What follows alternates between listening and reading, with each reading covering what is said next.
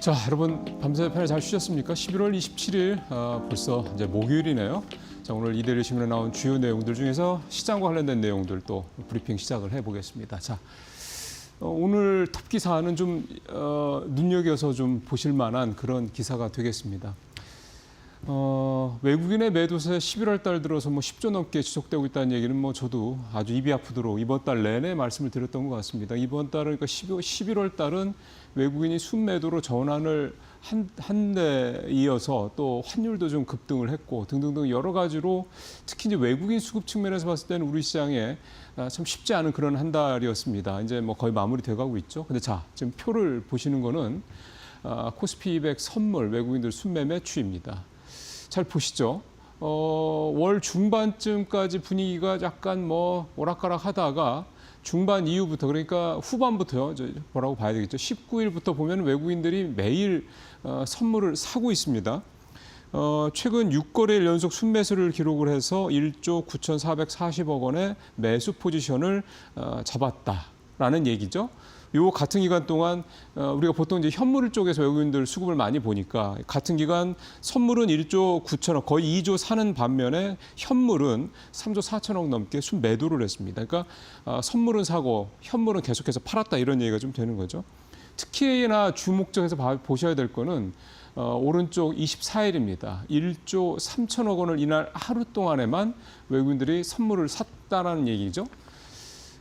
많이 산 거죠. 이번 달 들어서 제일 많이 산 겁니다. 그럼 이게 이제 뭔 의미가 있는 거냐라는 걸 한번 생각해 볼 필요가 있는 겁니다. 증권가에서는 이 24일 날 1조 3천억 넘게 외국인들이 선물을 순매수를 한 걸 가지고 외국인들 수급의 변곡점을 보여주는 시그널이다. 이렇게 해석을 하고 있습니다. 그러니까 과거에도 이렇게 외국인 수급이 특히 현물 쪽 수급이 전반적으로 부진할 때 외국인이 선물 쪽에서 저렇게 1조 원 넘는 그런 순매수를 하는 그런 어떤 시점을 즈음해서 외국인들의 현물 수급도 바뀌었다. 이제 이런 사례를 가지고 이렇게 분석을 하는 겁니다. 과거 사례가 지금에도 꼭 맞는다 이런 건 아니지만 보통 우리가 과거 사례를 자꾸 참고하는 이유는 그게 적절하게 효과가 있기 때문이다 이렇게 좀 봐야 되는 거죠. 그리고 최근에 좀 베이시스라고 하는데요. 선물 마이너스, 선물 가격 마이너스, 선물가 이거 좀 말이 좀 어렵긴 합니다만 이게 좀 마이너스를 기록하고 이러면은 보통 그 외국인들이 현물 시장에서 파는 경우가 좀 많은데요. 이게 좀 안정적입니다. 플러스를 기록하고 있다는 얘기가 되는 거죠. 이러다 보니까 외국인들이 현물에서도 플러스로 돌아설 여지가 좀 높아지고 있다. 이렇게 좀 볼 수가 있는 거고. 제가 생각할 때 여기다 하나 덧붙이자면 지금 어제 구윤철 부총리 기자회견 사실은 되게 엄청나게 영향가 있는 얘기가 나온 건 아닌데 어제 환율이 원달러 환율이 좀 떨어졌죠. 이런 부분들이 이제 어쨌든 시장에서는 어제 얘기는 어제 구체적으로 뭔가 강하게 뭘 이렇게 좀 틀어주겠다 이런 얘기를 하지 않았어도 만약에 외환시장이 또 이렇게 계속 원달러 환율이 오르는 식으로 계속 추세적으로 간다 그러면 한국 정부가 또 나설 것이다라는 얘기를 다 한번 보여준 거라는 생각이 듭니다. 그러면 이 다음에도 환율이 또 불안하면 또 나오겠죠. 구윤철 부총리가 나오든 누가 나오든 또 나와서 얘기를 하겠죠. 그러니까 이런 식으로 하는 걸 보여줬기 때문에 이 효과가 당분간은 지속될 수 있다. 그렇게 된다 그러면 앞서 말씀드린 외국인들의 수급의 어떤 변화가 나타난다는 점 플러스 환율도 좀 지속적인 상승세에서 조금 하향 안정세를 찾아가고 있다는 점 이런 점들을 종합적으로 고려한다 그러면 12월 달에는 외국인들 수급도 좀 긍정적으로 되지 않겠냐 이런 생각이 좀 들고요. 외국인들 현물이 11월 달에 아주 집중됐던 이유가 해지 펀드 같은 이런 미국의 펀드들이 보통 11월에 부클로징이라고 그래서 이제 수익률을 고정을 한다고 합니다. 그러니까 예를 들어서 올해 1월부터 작년 11월부터 12월부터라 되겠죠. 작년 12월부터 올해 11월까지 이제 이렇게 쭉 거래를 했는데 만약 내가 수익률이 한 15% 났다. 예를 들면 연으로. 그럼 이제 이거를 12월 달에 갔을 때 혹시 잘못되면 그 이하로 떨어질 수 있지 않습니까? 그러니까 15%로 올해 수익률은 고정을 하자. 딱 이렇게 한다는 거죠. 그걸 부클로징이라고 하는데 그거가 이번 11월 달에 마무리가 되기 때문에 외국인들이 그동안에 이익 많이 났던 종목들을 파는 거죠. 대표적인 이제 우리나라 종목이 될 수밖에 없습니다. 반도체주들을 비롯해서 두산 에너비 같은 이런 원전주, 방산주, 조선주 다 파는 거죠. 그러니까 당연히 주가가 안 줄 수밖에 없던 거고 외국인들이 계속 현물에서 매도를 쳤던 거고. 근데 이제 이게 11월 달에 끝나면 12월 달부터 다시 이제 소위 말해서 이제 2026년에 거래가 시작되는 거 아니겠습니까? 그러면 이제 또 주식을 봐서 좋은 데는 사겠죠. 뭐 AI 관련주라든가 앞서 말씀드렸던 원전이나 뭐 한국의 조선이나 방산 이렇게 펀더멘털이 여전히 견조한 이런 한국 주식들은 살 수밖에 없을 겁니다. 그렇게 된다 그러면 다시 12월 달에는 외국인 환율도 좀 안정적이고 외국인들이 현물을 좀 살 수 있는 여지도 되고 그러면 12월 달은 11월 달과는 다른 장이 펼쳐질 가능성이 높다. 이렇게 좀 볼 수가 있다라는 거죠. 어제 우리 시장의 급등이 그거를 뭐 보여주는 뭐 시그널이 될 수도 있다 이렇게 볼 수도 있겠는데요. 사실 또 너무 뭐 이거에 또 이렇게 매몰되시지는 말고 조금 신중하게 요 며칠 보시다가 12월 달에는 11월보다는 조금 더 공세적인 어떤 그런 거래를 해 나가셔도 되지 않겠느냐 이런 생각을 해봅니다. 자, 이거 참고 한번 해보시고요. 어제 사실 우리 시장에서 가장 큰 기사는 이거가 되지 않겠나 싶습니다. 네이버 그다음에 두나무의 이제 합병 완료죠. 뭐 최종 완료에 뭐 내년 이제 거의 여름이 시작될 쯤 한 5월 이렇게 돼야 되더라고요. 근데 어쨌든 이 두 큰 회사가 합병을 했습니다. 이거는 여러 가지로 시사하는 바가 클 겁니다. 단순히 뭐 검색이나 이런 쪽에 이제 네이버가 그런 회사가 아니라 사실 네이버가 이미 검색 중심 회사는 아니었죠.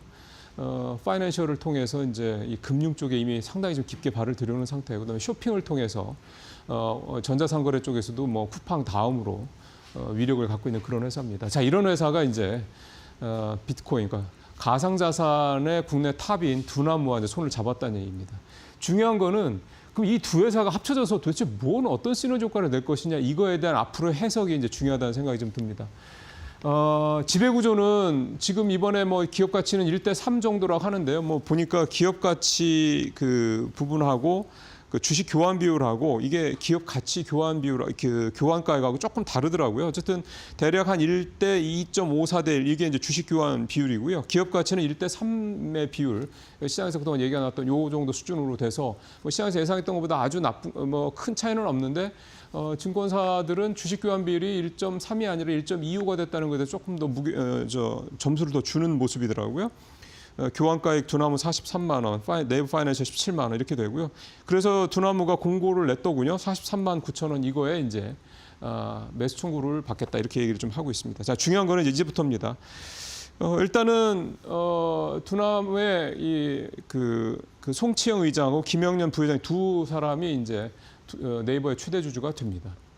그럼 이제 지배구조가 바뀐다는 얘기죠. 물론 이제 기존의 네이버의 뭐 대표도 뭐 이런 경영진도 일단 당분간 유지가 되겠지만 앞으로는 모르는 거고, 이 두 회사 합쳐져서 어떻게 될까요? 결국 여기에는 이제 스테이블 코인이라고 하는 가상자산의 어쨌든 앞으로의 큰 시장 이 부분이 연결이 됐을 거라는 생각이 듭니다. 그래서 그렇게 된다고 그러면 그 시너지 효과가 좀 뭐 엄청날 것이다 이런 얘기도 좀 나오고 있고, 과연 원화 스테이블 코인이 실제로 제대로 성장을 할 것이냐 이렇게 가면 이 어떤 조합이 그다지 이렇게 생각했던 것보다 시너지가 안 날 수 있다 이렇게 볼 수도 있는 거죠. 그냥 가상자산 거래소와 그냥 뭐 네이버가 만났다는 정도가 될 수도 있을 거고.